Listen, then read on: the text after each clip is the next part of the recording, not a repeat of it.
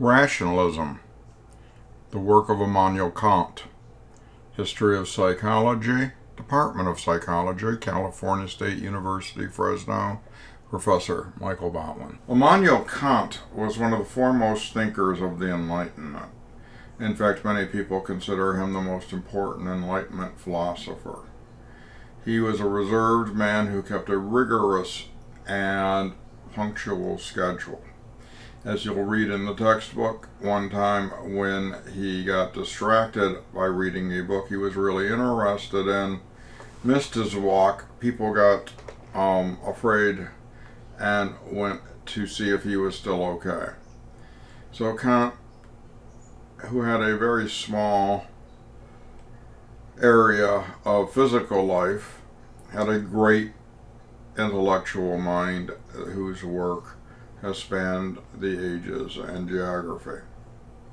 So, let's look at his work.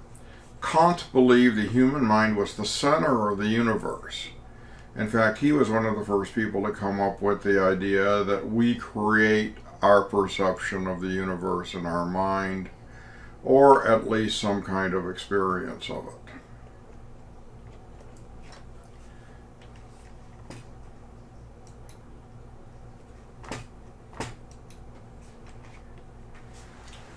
And he believed we never directly experience something, as you've seen with the other rationalist philosophers.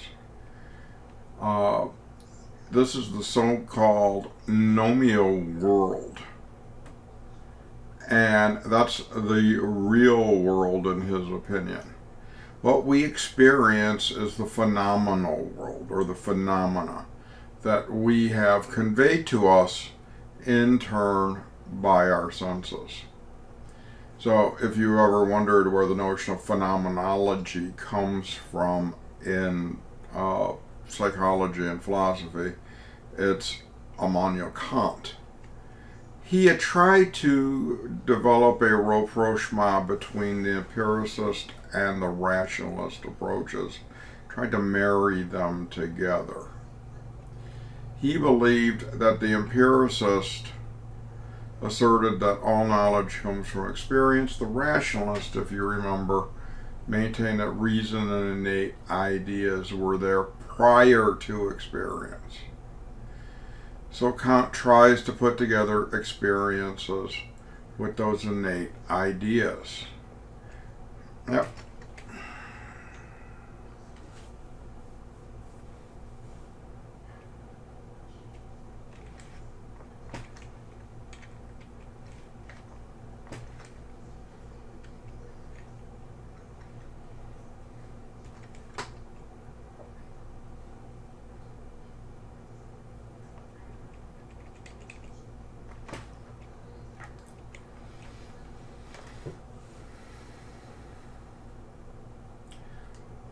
Immanuel Kant was one of the foremost thinkers of the Enlightenment, and he believed the human mind was the center of the universe, or at least our understanding of the universe was centered in the mind, and that we create the universe, at least in a theory, as to how we experience it.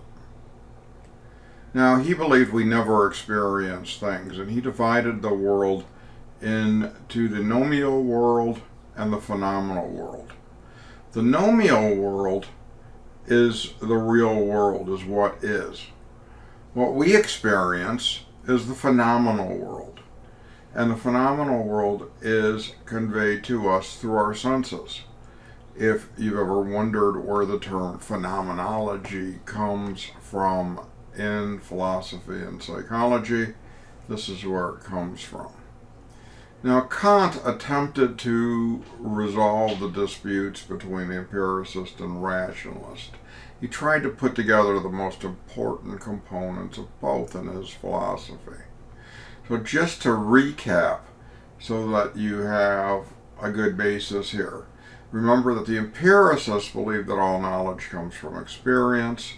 The rationalists maintain that reason and innate ideas were there prior to any experience. Kant argued that experience is purely subjective without processing by pure reason. He also believed that using reason without applying it to experience leads to what he calls theoretical illusions, things that work out logically but don't necessarily fit in with the real world. I'm sure you could come up with several examples of that. He says we only know appearances, which he calls again phenomena, and these phenomena in turn, are regulated by categories of thought. We can never understand the objects that constitute physical reality, or what he calls the things in themselves. So one of Kant's major philosophical expressions is this: all knowledge comes from experience, but does not necessarily arise from experience. For example, according to Kant, the ability to deduce causal relationships does not come from experience. We need to put those together with the innate categories of the mind. And Kant's overarching goal in his philosophy was to discover the validity of knowledge.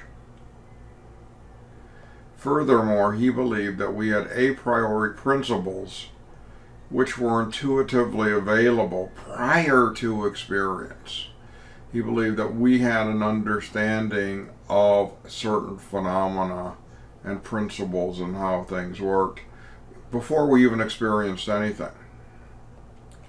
And Kant believed the mind adds to these experiences by casting an order to phenomena, by organizing them in systematic, logical, and rational ways. In fact, if we did not order things and put them into this rational, logical manner, all we would have is a series of disjointed perceptions that didn't make sense.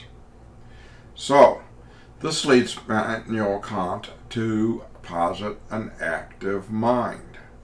And he says the mind must add something to data before knowledge can be obtained.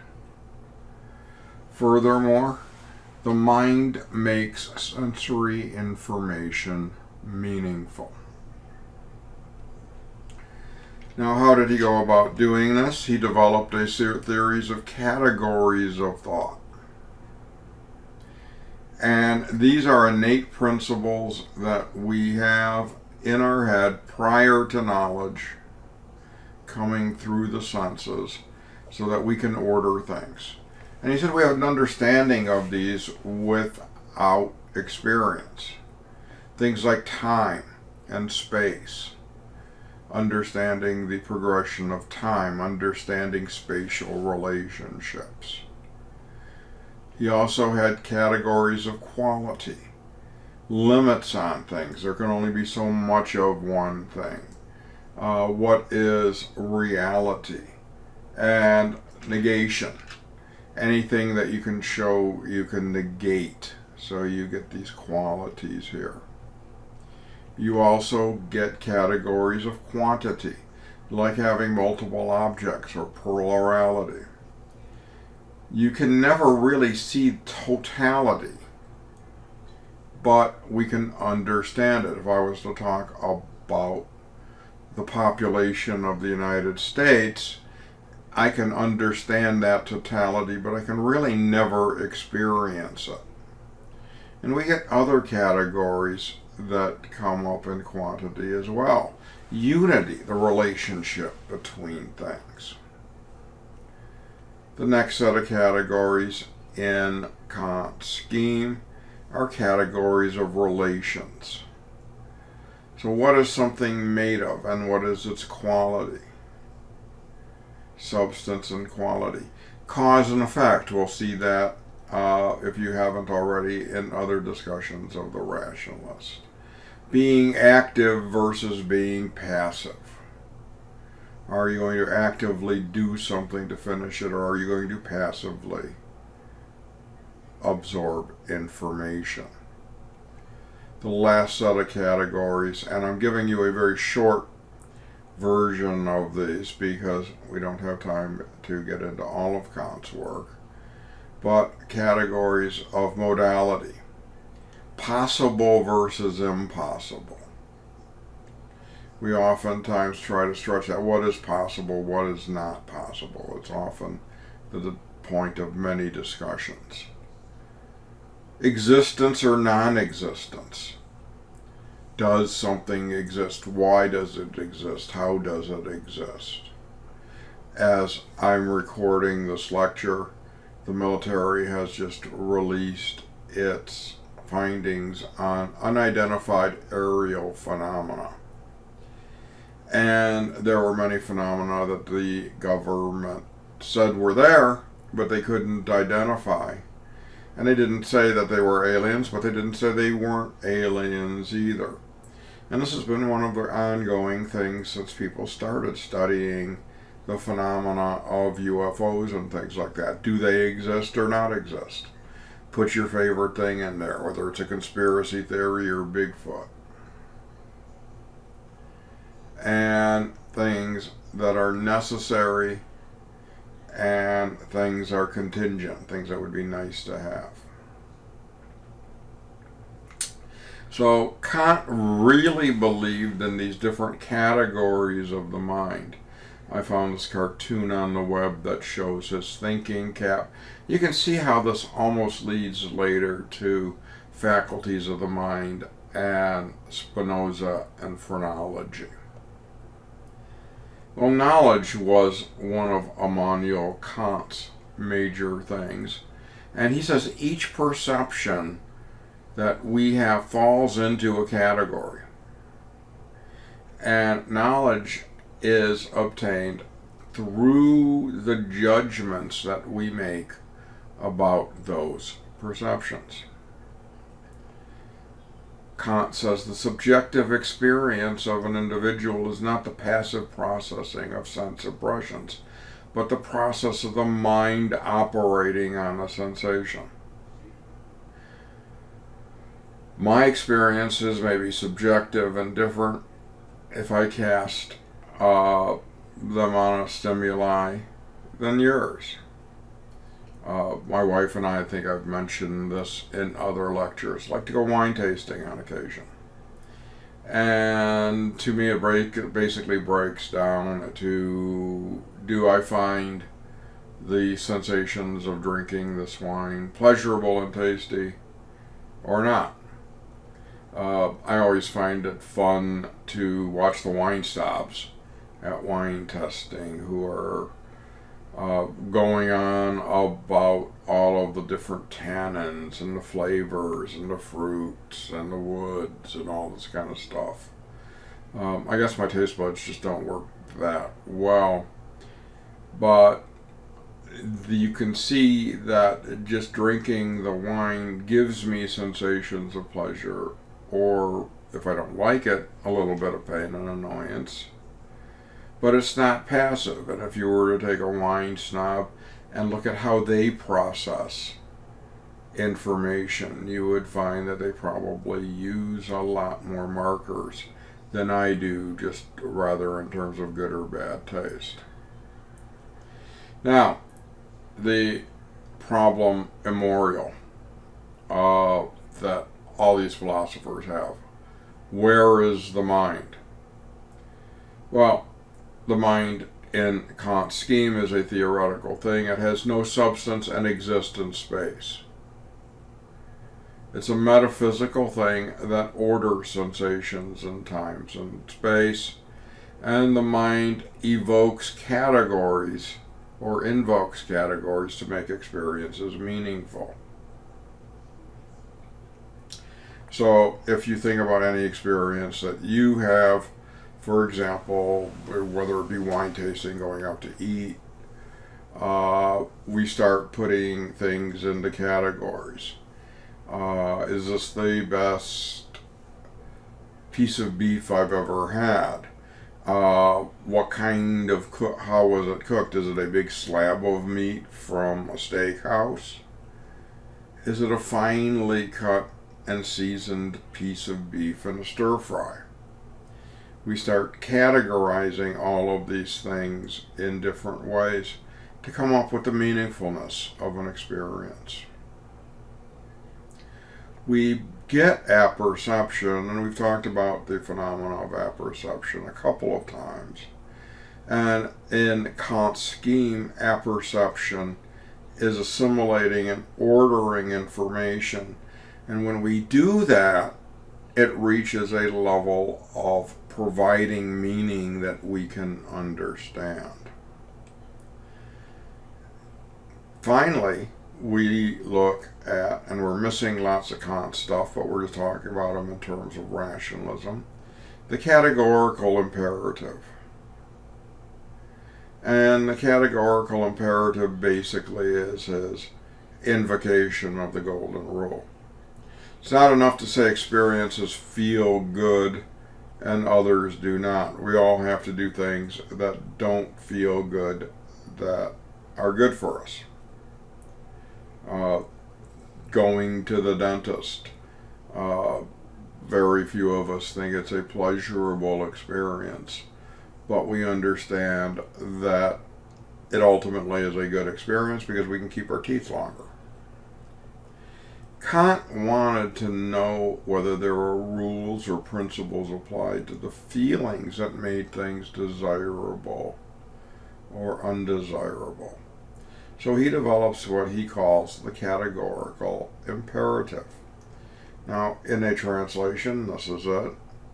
I should never act except in a way that I can also will that my maxim should become a universal law. In other words, he should do things that fit into categories that are rational and govern the moral behavior of many individuals, not just him. And as I said, this is similar to the golden rule. So that's a bit on Immanuel Kant. If we had time, we would get into other important things he did. He was the first person to write a book called Anthropology, where he tried to classify all human endeavors. And for those of you that enjoyed the humors, when we talked about the ancient humors, Kant brings them back into vogue in anthropology. So they again become prevalent in the main theory of personality until the 1900s. As a personality guy, I just have to get that little bit of personality stuff in. So with that, we'll say adieu to Kant, and we'll see you next time on the history of psychology. Bye now.